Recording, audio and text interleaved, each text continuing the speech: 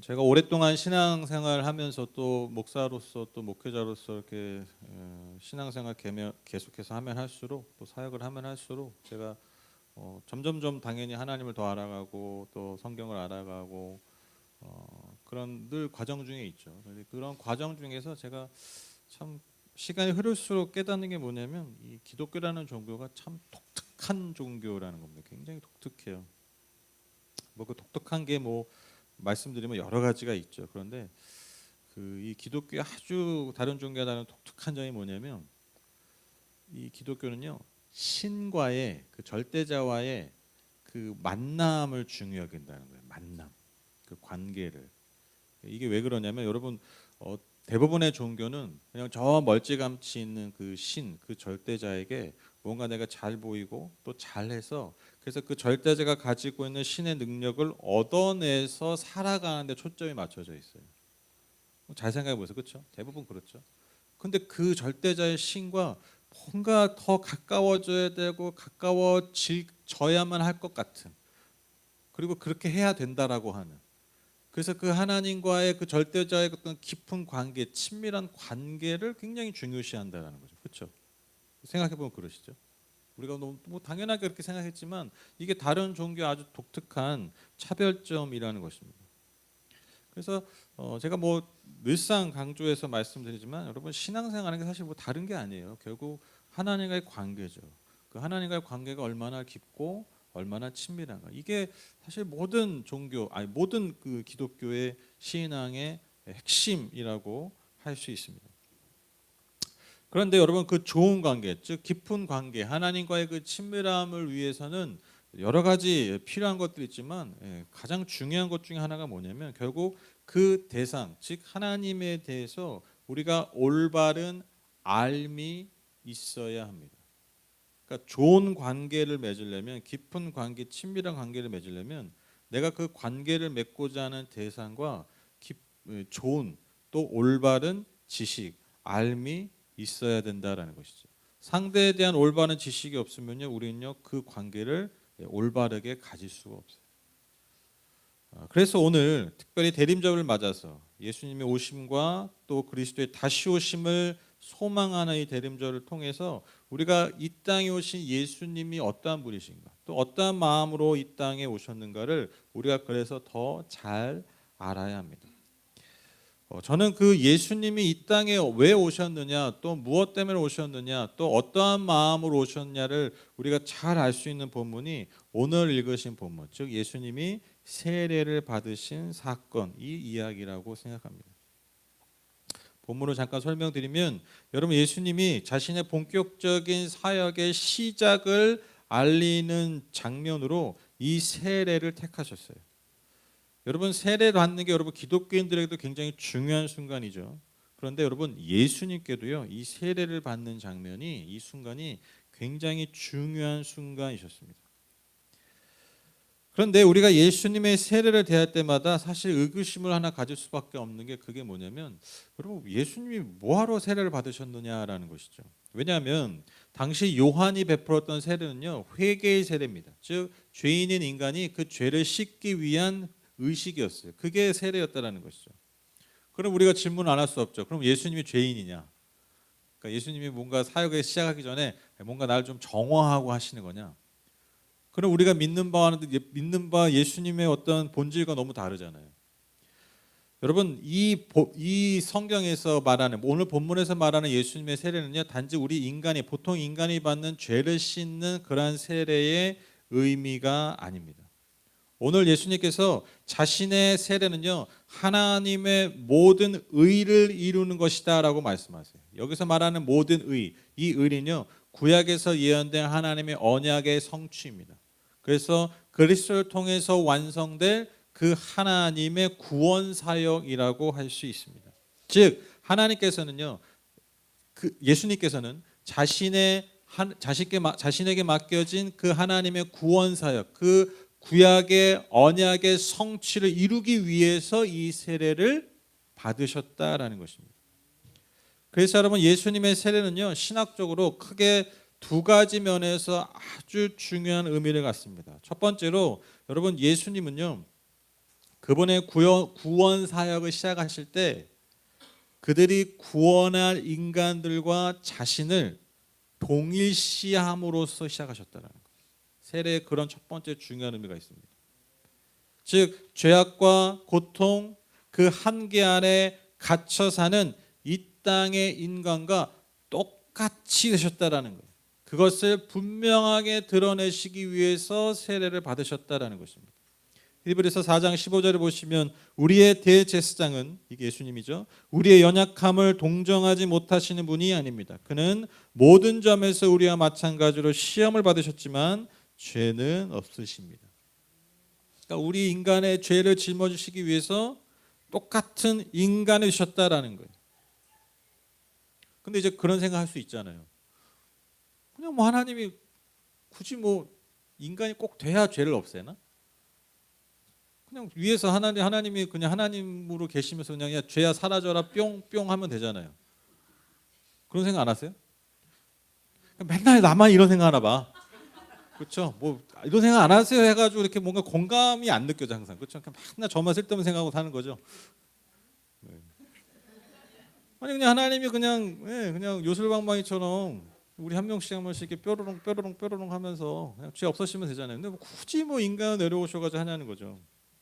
굉장히 이게 근데 여기 안에 여러분 깊은 진리가 있습니다. 여러분 인간이 모두가 죄인이잖아요. 근데 여러분 성경에 보면 죄의 값은 사망입니다. 그러니까 우리가 죄를 지었으면 그 죄에 대한 값을 치러야 돼요. 근데 그 값이 뭐냐면 죽음밖에 없어요. 뭐 돈으로 할 수 있는 게 아니에요. 뭐 어떤 명성으로 할 수 있는 게 아니에요. 반드시 죽음으로 값을 치러야 돼요. 근데 인간의 죄이기 때문에 결국 인간이 치러야 되는 값이에요. 하나님이 치르실 수가 없어요. 그러니까 인간이 죽어야 돼요. 여기까지 이해되시죠? 근데 인간이 죽음으로 죄의 값을 치러야 되는데 사실 인간에는요 그만한 죄값을 치를 만한 능력이 안 되잖아요. 그러면 하나님이 그 값을 치르셔야 돼요. 그렇죠? 근데 여러분 하나님 또 죽어요 못 죽어요? 하나님 못 죽으시잖아요. 하나님에게는 죽음이 없잖아요. 하나님의 신적 본성은 죽음이라는 게 없잖아요. 그래서 인간이 되신 거예요. 하나님이 인간이 치를 수 없는 죄의 값을 치르기 위해서 하나님은 죽으실 수 없기 때문에 죽을 수 있는 인간의 모습으로 오셨다는 거예요. 이해되시죠? 네. 그런 의미가 있다는 거예요. 이처럼 여러분 예수님은요 우리와 똑같은 인간이 되셔서 우리의 모든 죄를 짊어질 희생 제물이 자기 스스로 되셨다라는 것입니다. 그래서 여러분 인간의 구원 역사에 있어서 여러분 예수님의 인간이 되신 즉 인간과 자신을 동일시한 이 사건이 그래서 아주 중요한 의미를 갖는다라는 것입니다.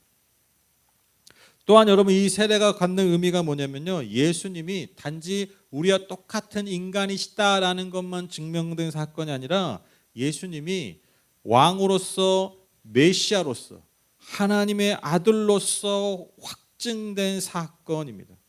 16절에 보시면 세례 이후에 하나님의 영이 비둘기같이 임했다고 기록해요. 이 성령이 임하면요 여러분 새로운 시대를 여는 메시아에게 부어지는 하나님의 영입니다. 이게 예언서의 이사야에서 예언되었죠. 이사야 62장 1절 2절 보시면 주님께서 나에게 기름을 부으시니 주 하나님의 영이 나에게 임하셨다. 주님께서 나를 보내셔서 가난한 사람들에게 기쁜 소식을 전하고 상한 마음을 싸매어 주고 포로에게 자유를 선포하고 갇힌 사람에게 석방을 선언하고 주님의 은혜의 해와 우리 하나님의 보복의 날을 선언하고 모든 슬퍼하는 사람들을 위로하게 하셨다. 그러니까 하나님의 영이 임함으로써 지금 이 이사야 62장 1절 2절에 예언된 그 메시아로서의 사명 그 사역이 예수님을 통해 이제 시작되고 완성된다라는 것이 이 세례를 통해서 선포되는 거예요. 그걸 인증하는 게 뭡니까? 하나님의 음성이 들리죠. 이는 내가 사랑하는 아들이다. 내가 그를 좋아한다. 이게 확증되었다라는 거예요. 즉 예수님의 이 세례를 통해서 하나님이 예언하셨던 수많은 예언자를 통해 예언하셨던 그 메시아로서의 권위가 그 사명이 지금 예수님께 완전히 부어지는 순간이라는 것입니다. 그래서 여러분 아까 말씀드렸죠. 이 세례 두 가지 의미가 있는데 첫 번째로 하나님 예수님이 우리와 똑같은 인간이심이 우리와 인간과 동일화된 그러한 사건임을 말씀드렸고 또한 반면에 예수님이 또한 신적 메시아로서 확증된 사건이라고 말씀드렸어요. 뭐 거창하게 뭐 신학적으로 막 얘기했는데 그러니까 쉽게 얘기하면 예수님이 인간이시기도 하지만 또한 하나님이시기도 하다. 이거 좀 더 쉽게 얘기하면 더 좀 와닿게 얘기하면 예수님이 우리와 똑같은 분이시고 또한 우리와 전혀 다른 분이다. 이 역설 이게 확증된 순간이 바로 예수님의 세례입니다. 저는 오늘 이 세례 장면을 통해서 저와 여러분이 믿고 있는 예수님, 우리를 구원하신 그리스도 예수님이 어떠한 분이심을 다시 한번 깊이 깨닫습니다. 그게 뭐냐면 첫 번째로 여러분 예수님은요 공감의 메시아예요. 공감의 메시아. 제가 자주 말씀드렸죠. 여러분 우리가 살면서 우리 모두가 그냥 요 세 마디 안녕하세요, 감사합니다, 미안합니다. 저는 요 세 마디면 우리가 시기적절하게 잘하면요 여러분 저는 인간의 관계에서 벌어지는 문제의 80%가 없어질 거라고 생각해요. 그렇죠?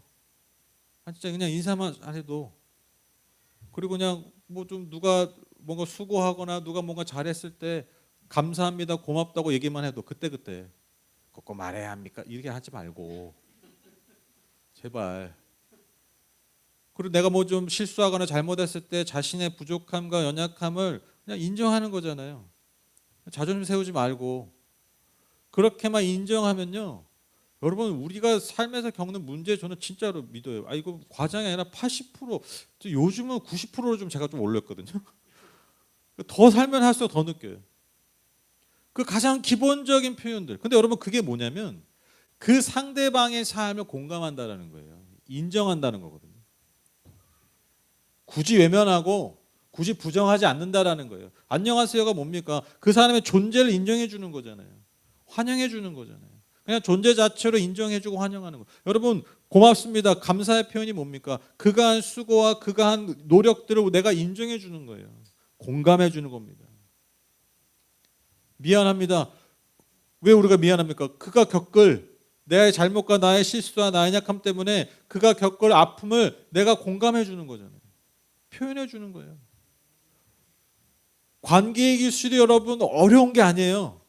관계의 기술이 막 오은영 박사처럼 지식이 충만해야 되는 게 아니에요. 여러분 오은영 박사님이 뭐 그런 분들이 카운셀링 하는 사람들이 여러분 얘기하는 거 잘 들어보세요. 사람마다 다른 것 같고 사람마다 막 되게 디테일한 것 같고 막 복잡 미묘한 것 같지만 여러분 잘 그 본질을 보시라는 거예요. 별거 아니에요.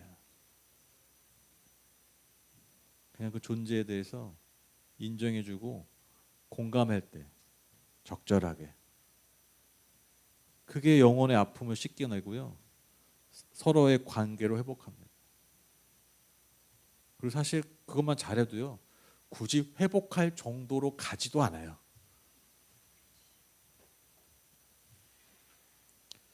여러분 예수님의 성육신은요 즉 예수님이 이 땅에 인간으로 오셨다는 건요 어떤 의미냐면 하나님이 우리 인간에게 피조물에게 공감의 언어를 표현하신 거예요. 성육신은요 인간을 향한 창조주의 공감의 말 건네입니다. 그래서 여러분 우리가 예수님을 통해서 그래서 여러분 위로를 얻고 여러분 예수님을 통해서 그래서 우리의 영혼이 치유되는 거예요. 여러분 복음서를 보시면서 우리가 예수님을 알아가면 알아갈수록 여러분 우리가 예수님이 우리의 구주요 우리의 메시아로서 우리의 그리스도로서 우리가 마음에 와닿고 우리의 마음의 중심에 서고 그래서 내가 예수님을 믿게 된 게 여러분 뭐 예수님이 무리를 걸으셔서 그렇습니까? 막 예수님 막 어떻게 오병이 막 너무 좋아 막 그래가지고 막 예수님 믿게 되셨어요? 뭐 예수님 막 나사로를 살리고 막 그래서 여러분 예수님 믿게 되셨어요? 여러분 예수님 우리가 왜 믿습니까? 우리가 왜 예수님께 왜 우리의 마음과 삶을 드립니까? 여러분 잘 생각해 보세요. 바로 그 공감의 언어 때문이에요. 우리가 예수님이 좋은 이유가 그거예요.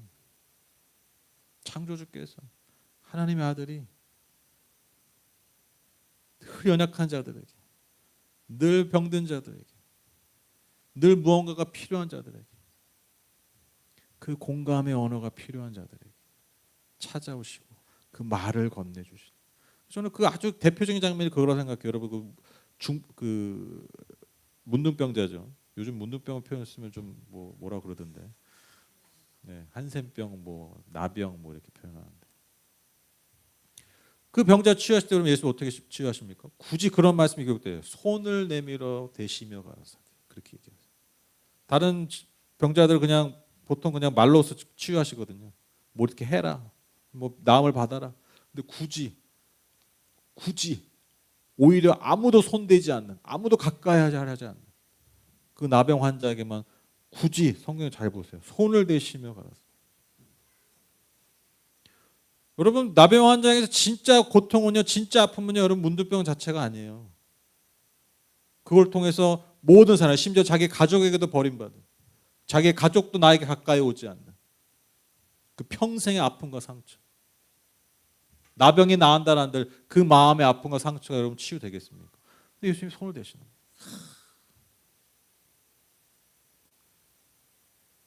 그게 예수님의 언어예요, 여러분. 그게 공감이에요. 그래서 인간이 되셨다라는 겁니다. 그래서 우리의 삶의 어려움에, 우리의 삶의 고통에 공감하길 원하시는 그 예수님의 마음을 우리가 이 이야기를 통해서 깨달을 수 있습니다. 또한 우리가 깨닫는 예수님이 어떤 분이냐? 여러분 예수님은요, 우리와는 본질적으로 다른 능력을 가지신 진정한 하나님이시라는 겁니다. 여러분 요즘 저는 아주 중요한 요즘 현대 시대 키워드 중에 하나가 제가 방금 전에 말씀드린 공감인데, 근데 항상 과유불급이라고 그러잖아요. 이 공감이 또 너무 또 과해. 그래서 문제를 증폭시켜. 그래서 요즘 애들 보면 너무 공감만 해가지고 여러분 애들이 더 망가집니다. 그래서 제가 애들 공감해야 된다고 그러잖아요. 그래서 저도 애들 키울 때 막 공감해봤거든요. 근데 적당히 해야 돼요. 저희 옛날에 저희 아이들 막 화가 났대. 그래서 그랬니? 또 배운 대로 그랬어, 그랬구나, 그럴 수 있구나. 그러면 우리가 생각하는 공식은 그냥 애가 마음을 추스릴 것 같잖아요. 근데 많은 아이들이 어떻게 하냐면 그걸 공감하잖아요. 그러면 그걸 연료로 칩니다. 연료. 내 화에 신나로 써요. 신나. 그거 봐, 맞잖아. 그렇잖아. 그러니까 처음에는 화만 내다가 나중에 막 행동으로 나오더라고요. 그 분노를 막 행동으로 표현하는 거야. 근데 원래 그 공감의 교육 방법이 항상 중요한 게 뭐냐면 밸런스가 중요해요. 감정은 공감하되 말과 행동은 부모가 그 한계를 정해줘야 돼요. 그러니까 화를 그치, 그랬구나, 그렇지만 행동을 그렇게 하면 안 돼. 그 선을 정해줘. 근데 그냥 공감만 하는 거야. 제 애가 그러더라고요. 그 애가 영민입니다. 나중에 그 불똥을 내가 잘못한 것도 아닌데 그걸 나한테 다 화를 다 쏟아. 표현이 죄송하지만 뒤지게 혼나세요. 그러니까 완전 지키는 하야 되죠. 공감 막 하다가 손 넘네. 아주 잡돌이 엄청 했습니다. 그 이후로 안 하더라고. 네, 그 이후로 그렇게 안 하더라고. 근데 요즘 이게 애들만의 문제가 아니에요. 온통 공감. SNS니 뭐니. 근데 여러분 그 공감이 여러분 인간을 절대로 다 치유하지 못해요. 그렇죠? 뭔가 정말 처방이 필요해요. 근데 그 처방이라는 게 때로는요 쓴 약입니다. 때로는 아픈 거예요. 때론 나라는 존재를 여러분 때론 죽여야 돼요. 그렇잖아요. 여러분 오은영 박사 치료하고 진짜 정말 너무 이상한 애 보면 결국 나중에 아시죠? 오은영 박사 애를 확 껴가지고 못 움직이게 하고 막 하잖아요. 그거 아시죠? 그렇게 해야 돼요. 능력으로 눌러야 돼요. 그 아이의 힘을 제어해야 돼요. 더 큰 힘이. 근데 그게 고통 같지만 그게 그 영혼을 살리는 거잖아요. 여러분 우리의 삶도 마찬가지입니다. 여러분 우리의 인간사의 모든 문제를 해결하려면요, 인간과의 공감으로 되는 게 아니에요. 우리와 다른 존재, 질적으로 다른 존재, 그 존재의 능력과 힘이 필요합니다. 그거 없이는요, 우리의 삶에 진정한 구원이 있을 수가 없다라는 것이죠. 그래서 여러분, 구원이라는 게 뭐냐? 우리가 죽었다 깨어나다 할 수 없는 일을 하나님이 해주신 겁니다. 여러분, 이거 꼭 기억하셔야 돼요. 여러분, 구원은요, 인간이 이룰 법한 일이 아니에요. 인간이 수고하고 노력하고 정말 내 영혼과 내 모든 걸 갈아엎어서, 심지어 모든 인류가 자신의 존재들을 다 합쳐서 힘을 합쳐 갈아엎는다 해도 얻을 법한 게 아니에요. 구원은 그런 게 아니에요. 모든 인류의 지식과 모든 인류의 힘과 능력, 그 부와 권세, 그 모든 것을 다 합한들 이룰 법한 정도가 아니에요. 도저히 이룰 수 없는, 그 끝에 도저히 다를 수 없는, 설령 그 모든 것을 모은다 한들 여러분, 인간의 머리카락 하나도 구원할 수 없어요. 그게 구원이에요. 그걸 누가 하셨다고요? 하나님, 그 하나님의 아들 예수 그리스도가 하셨다라는 것입니다. 오늘 이 장면을 통해서 예수님이 바로 그러한 신적인 능력, 우리를 진정 구원할 수 있는 그 능력이 있는 분임을 증명한 사건입니다. 그래서 여러분, 저는 그렇게 생각합니다. 여러분, 우리가 정말 구원의 은혜를 경험하려면요, 이 인정이 있어야 돼요. 여러분, 사실 뭐 우리가 이 세상이 참 얼마나 많이 발전하고 합니까? 그렇죠? 얼마나 막 진짜 잘 살잖아요. 그런데 여러분, 지난 목요일인가요? 그 하루 한 2시간 눈 내렸나? 그 잠깐 와도 그냥 마비되잖아요. 요즘 뭐 이렇게 언덕이 이런데 뭐 열선도 깔리고 한다며요, 도로에.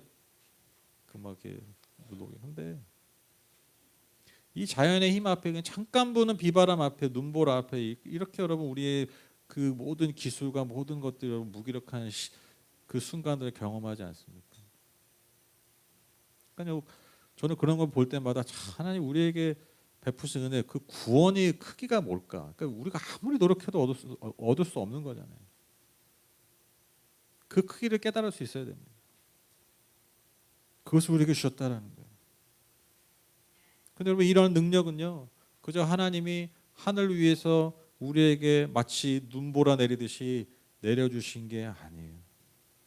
예수님은요, 이 세례 이후에 철저히 그분의 삶을 우리를 위해 내어 주셨습니다. 고난 가운데 그의 삶을 우리에게 내어 주셨습니다. 그리고 결국 저 십자가 위에서 메시아로서 오셨지만, 왕으로서 오셨지만, 오히려 역설적으로 그분은 종된 모습으로 우리를 위해서 죽으시고 우리를 위해 희생하셨다라는 거예요. 그게 성경이 말하는 진정한 메시아의 모습입니다. 그분의 능력을 종으로서 오히려 우리 인간을 위해서 주신 것, 그게 바로 저와 여러분이 섬기는, 믿는, 따르는 예수 그리스도입니다. 이 영상을 볼까 말까 하다가 그냥 고민하다가 이 영상 한번 보실까요? 뭐 소뚜껑 쓴 것처럼 어떤 이상한 남자 한 명이 나오는데, 이겨라 이겨라 괜찮아 우와 오 연미 오빠 잘한다 오 노영미 선수 오 아빠 불러 이겼다 노영미 예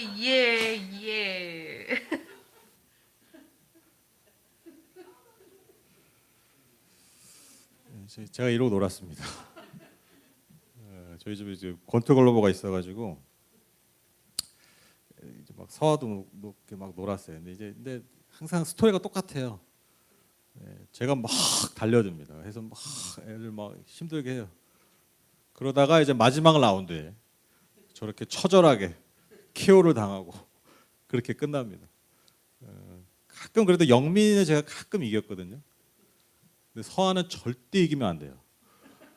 난리 납니다. 그날 난리 나요. 그래서 저는 서한은 이겨본 적이 없어요. 승부욕이 그때 강해가지고 하여튼 뭐 이기려고 하면 아주 그냥 난리 납니다. 그래서 항상 졌던. 근데 이제 그냥 막 지는 게 아니라 막 처음에는 막 이렇게 막 힘을 주고 막 괴롭혀요. 그러다가 이제 막판에 정말 어이없게 한 방에 그냥 나가 떨어지는. 근데 제가 어릴 때 저희 아버지랑도 이렇게도 근데 그때 이제 권투가 저희 아버지는 씨름을 그때 저 이제 어릴 때 씨름 많이 했거든요. 그래서 저희 아버지가 이제 무릎 꿇고 하시고 저는 키가 작으니까 이렇게 무릎 꿇은 상태에 저를 아빠는 이제 방에서 막 씨름하는 거예요. 그러면 이제 저희 아버지가 그 막 그때 연탄 배달하시고 그래가지고 저희 아버지는 힘이 좋으신 분이에요. 그래서 또 막 손이 막 굳은 살이 많으니까 딱 잡으면 알죠.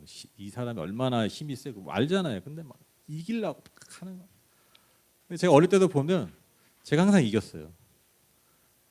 제가 결론은 제가 이겼어요. 씨름하면. 근데 제가 어린 나이에도 아는 거죠. 뭘 압니까? 사실 아빠가 나한테 질 리가 없어요. 예. 그 져주는 걸 알아요. 근데 여러분 재밌는 게 뭔지 아세요? 져주는 걸 알아도요. 저렇게 이기면요 기분이 좋아요. 이거 보이시죠? 아까 이거 봤죠? 지가 진짜 이기는 줄 알잖아요.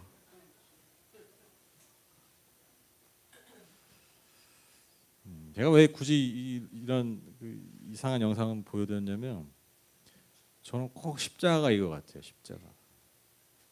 십자가가 뭐냐면요. 하나님 우리에게 져주신 거예요. 하나님 우리에게 져주신 거예요. 져주신 사건. 진리가 없죠. 예수님이 진리가 없잖아요. 하나님이 우리에게 진리가 없잖아요. 우리가 져야죠. 우리가 패배해야죠. 우리가 KO 당해야죠. 우리가 쓰러져야 되잖아요. 근데 예수님이 대신 KO 당하신 거예요. 대신 진 거예요. 그분의 능력이 있으시지만 그 능력을 드러내지 않으시고 우리 연약한 종의 모습으로 저와 여러분을 구원하시기 위해서. 그래서 여러분 우리가 받아야 될 저주, 우리가 받아야 될 패배, 그래서 결국 우리가 죽어야 되는데 예수님이 우리를 대신해서 져주시고 저주받으시고 죽으신 것입니다. 그러려고 오셨어요. 여러분 오늘 하나님께서 세례 받을 때 예수님께 내 사랑하는 아들이다 라고 하셨지만 여러분 십자가에서 결국 버림받은 아들이 되셨어요. 그래서 우리에게 철저히 져주신 아들이 되셨습니다. 이렇게 저와 여러분을 구원하시기 위해서 저주로 오신 분, 고난받는 종으로서 이 땅에 오셔서 우리의 삶을 공감해 주시고 그분의 능력을 그분을 드러내는 것에 쓰시지 않고 오직 저와 여러분을 구원하시기 위해서 쓰셨던 그 하나님의 아들이 바로 우리가 섬기고 사랑하는 예수 그리스도입니다. 이게 복음입니다. 대림절을 맞아서 이렇게 우리에게 저주로 오신 이 놀라운 은혜를 더 깊이 우리의 영혼 안에 새기시는 저와 여러분 다 되시기를 주님의 이름으로 소망합니다. 그래서 나아가 이 기쁜 소식, 이 은혜의 소식, 이 놀라운 소식을 또한 더 많은 이들에게 증거할 수 있는, 선포할 수 있는 우리 모든 하늘복교회 성도님들 다 되시기를 주님의 이름으로 축복합니다. 우리 같이 기도하겠습니다.